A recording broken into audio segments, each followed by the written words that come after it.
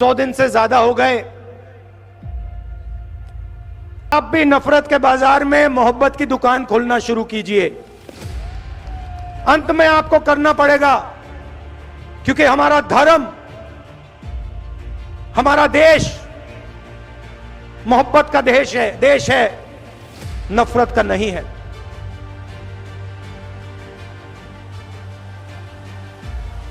चलते हुए बहुत सारा सीखने को मिलता है। कई चीजें अच्छी लगती हैं,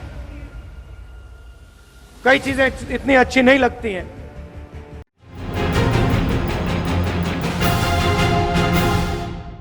अब 100 दिन से ज्यादा हो गए।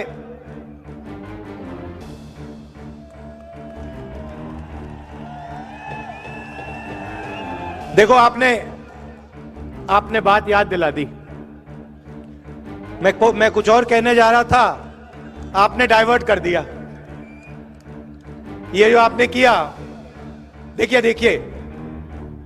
भैया, उनसे बात कर रहा हूं। पुलिस जी, जो आपने अभी ये किया ना, इसने मेरे दिमाग को थोड़ा डाइवर्ट कर दिया। मैं पहले कुछ और कहने जा रहा था, आप दूसरे रास्ते से निकलेंगे। यात्रा अब 100 दिन से चल रही है।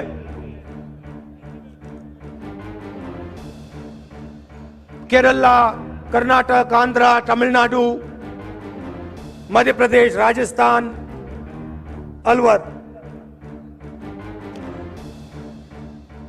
रास्ते पे कभी कभी, जैसे मैंने यहां बोला, प्रेस के हमारे मित्रों, मुझे रास्ते पे अपने दूसरे प्यारे मित्र भी मिल जाते हैं। आमतौर से वो बीजेपी के ऑफिस के ऊपर खड़े होते हैं। मैं निकलता हूं, वो ऐसे खड़े रहते हैं।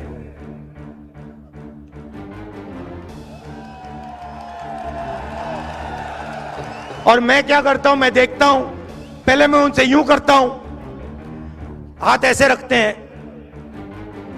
राहुल गांधी को वेव नहीं कर सकते, करना चाहते हैं मगर अलाउ नहीं है। मैं थोड़ा और करता हूं, फिर उनमें से एक दो यहां से हाथ हिला के यूं कर देते हैं, और फिर मैं आमतौर से जो आपने मुझे किया मैं करता हूं। कभी कभी वो देख के ऐसे करते हैं कि बात नहीं कर सकते ना, आते नहीं है, मना है। मैं नफरत नहीं करता उनसे, विचारधारा के खिलाफ लड़ता हूं, मगर वो अच्छे लगते हैं मुझे, सारे जीव अच्छे लगते हैं। तो कभी कभी वो यूं करते हैं, मतलब क्या कर रहे हो तुम, क्या कर रहे हो?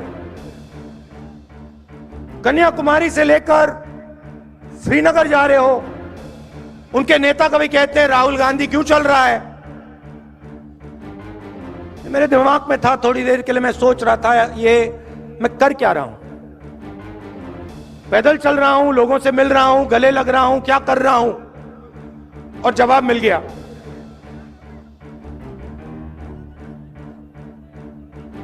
उनके जो कार्यकर्ता हैं, जो मुझसे यूं करते हैं, क्या कर रहे हो, उनके लिए जवाब।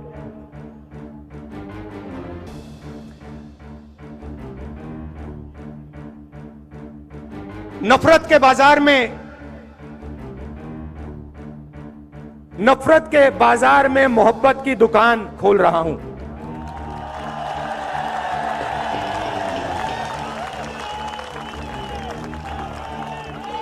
आप मुझसे नफरत करो, आप मुझे गाली दो, यह आपके दिल की बात है।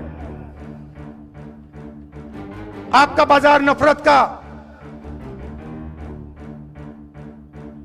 मेरी दुकान मोहब्बत की। और मैं सिर्फ अपनी बात नहीं कर रहा हूं, यह मत सोचिए कि यह सिर्फ राहुल गांधी बोल रहा है। यह पूरा का पूरा जो संगठन है, जिसने इस देश को आजादी दी, हम कौन होते हैं? महात्मा गांधी जैसे लोग जवाहरलाल नेहरू, सरदार पटेल,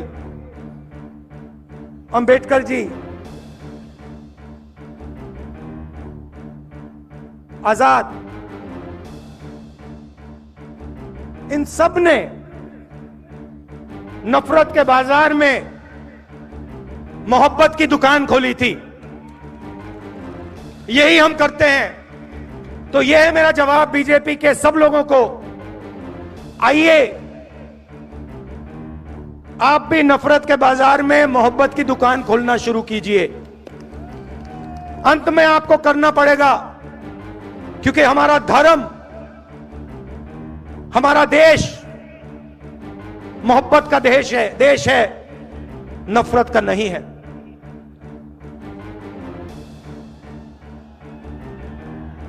चलते हुए बहुत सारा सीखने को मिलता है। कई चीजें अच्छी लगती हैं, कई चीजें इतनी अच्छी नहीं लगती हैं। तो शुरुआत में सरकार की प्रशंसा करता हूं। शायद देश में सबसे बेहतर स्कीम गरीबों के लिए राजस्थान में है।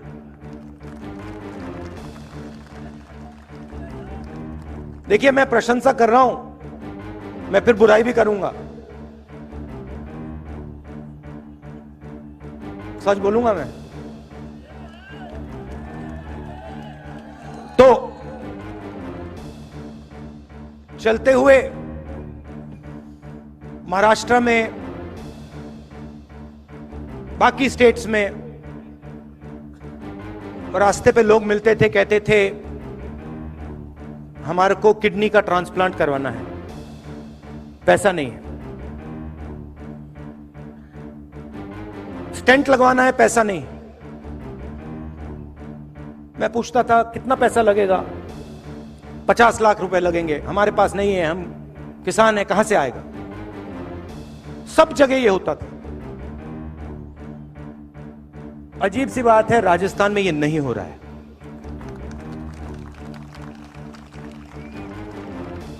कल पहली बार 2 लोगों से मिला। एक बच्चा इतना बड़ा, उसका कॉक्लियर इंप्लांट हुआ था, और एक व्यक्ति जिसका किडनी ट्रांसप्लांट हुआ था। और दोनों ने मैंने पूछा कितना पैसा लगा? फ्री में हुआ, मुफ्त में हुआ। तो चिरंजीवी स्कीम ने लाखों लोगों के दिल से डर मिटाया है, तो इसकी प्रशंसा करनी पड़ेगी। और ये पूरे देश को स्कीम रास्ता दिखा सकता है। हमारे विपक्ष के नेता जो हैं, बीजेपी के नेता हैं,